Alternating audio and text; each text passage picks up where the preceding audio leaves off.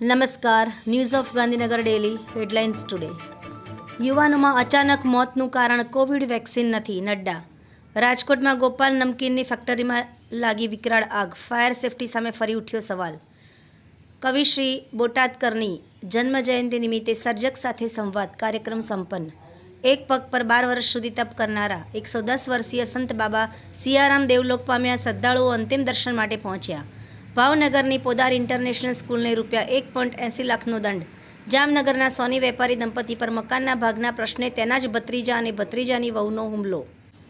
તંત્રી સ્થાનેથી રિટેલ મોંઘવારી દર માસિક ધોરણે ઘટી 5.48% નોંધાયો. એક રિટર્નના કેસ માટે અમદાવાદમાં પહેલીવાર રિમોટ એજ્યુકેશનલ કોર્ટ શરૂ. પેન્ડિંગ કેસોનો ઝડપી નિકાલ લાવશે. જામનગર નજીક નાની ખાવડીમાં યુવાનની હત્યા પ્રકરણમાં પકડાયેલા આરોપીને રિમાન્ડ પર લીધા બાદ જેલ હવાલે કરાયો. શું પુસ્તક મેળા પાકિસ્તાનમાં કદી નહીં યોજાય?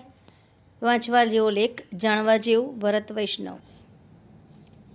હેપી યુથ ક્લબે અમિતાભ બચ્ચનને હેપી ચકલી ઘરની ભેટ આપી. એનોજી સાહિત્ય સરિતા ગ્રુપ વિષય મનગમતી રચના. એના ઉપર સર્જકોની ખૂબ જ સુંદર વિવિધ રચનાઓ.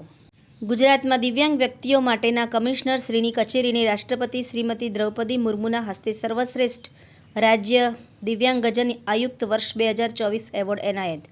મહારાષ્ટ્રમાં આંબેડકર સ્મારકની તોડફોડ બાદ હિંસા. પરભણીમાં ટોળાએ દુકાનો વાહનો સળગાવ્યા.